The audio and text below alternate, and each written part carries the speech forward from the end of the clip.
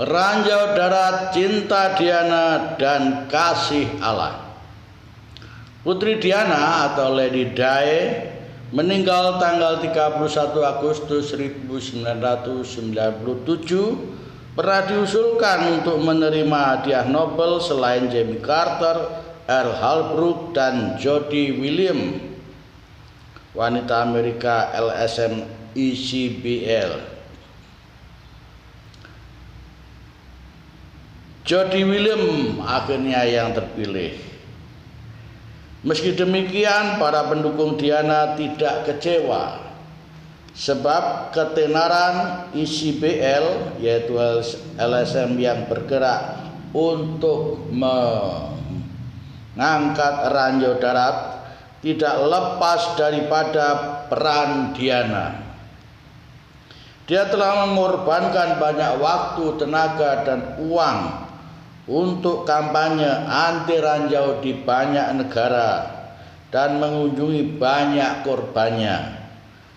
Di 64 negara, tak kurang dari 110 ranjau darat, 110 juta ranjau darat masih tertanam. Setiap tahun rata-rata hanya 100.000 saja yang berhasil dijinakkan.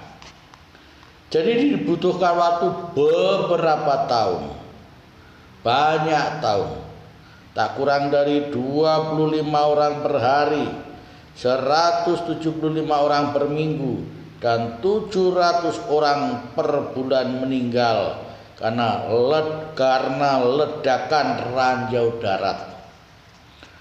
Korbannya ternak juga banyak.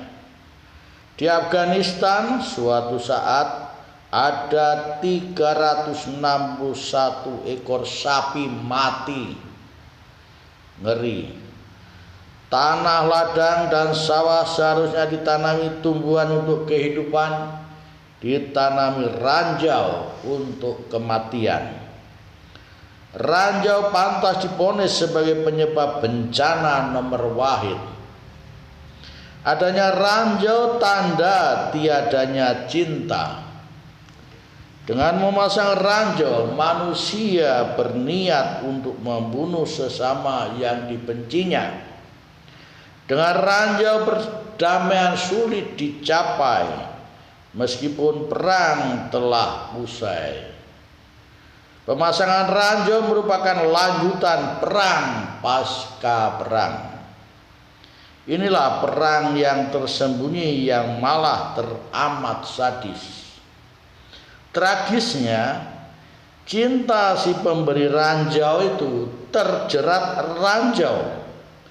Tatkala naik ke pelaminan bak Ratu Cinta dalam dongeng Cinderella, pesta akbar biaya 6 miliar rupiah berlangsung meriah indah dan hanya bertahan 15 tahun, 1081 sampai 1996.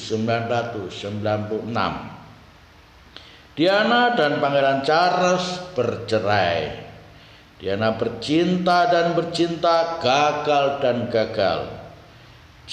Ewitz, J. Gilbey, W. Gerling, O'Hara, H. Khan, dan akhirnya Dodi Al-Fayed yang bersamanya kecelakaan. Diana dimakamkan 6 September 1997 dan disebut-sebut sebagai pemakaman super akbar sepanjang sejarah dengan 1 juta bunga. Cinta Diana ditolak oleh Istana Inggris karena Pangeran Charles malah lebih memilih bercinta dengan Camilla Parker Bowles yang seronok itu. Meski cinta yang sejati tidak didapatkan dari pria, seakan-akan lebih layak untuk publik, utamanya mereka yang paling nestapa. Meskipun tidak setotal sahabatnya Ibu Teresa yang meninggal 5 September 1997, Diana mempersembahkan cintanya untuk para penderita tunanetra, penderita AIDS, lepra, kanker, anak yatim piatu, dan para korban ranjau darat. Terlepas dari soal perselingkuhannya, itulah sisi positif dari hidupnya. Kini dia telah tiada. Adakah orang lain sekualitas dia dalam segi jiwa sosialnya? Catatan perilakunya itu takkan pernah dapat dihapus, terutama dan apalagi bagi mereka yang pernah mengalami sapaan dan uluran kasihnya. Tentang kematiannya, Paus Yohanes Paulus berkata bijak, Diana telah dipanggil untuk cinta abadi Allah Bapa di surga. Kita menyadari cinta dunia memang banyak ranjaunya. Ranjau materi, ranjau nafsu, ranjau egois, ranjau popularitas, dan sebagainya. Dan kita, bagaimana bila mana ada orang yang menyatakan cintanya kepada kita, sedemikian mudah terpikatkah kita? Tidakkah kita harus berhati-hati dan arif? Siapa tahu ada ranjau yang menjerat dan menjebak cinta kita hingga pada akhirnya harus pupus di tengah jalan. Hanya cinta kasih Allah yang tiada ranjaunya. Bila orang yang mencintai kita itu hidupnya dekat dengan Allah, kita akan merasa lebih aman dan nyaman. Sebab kasih Allah itu murni, karena Allah adalah kasih.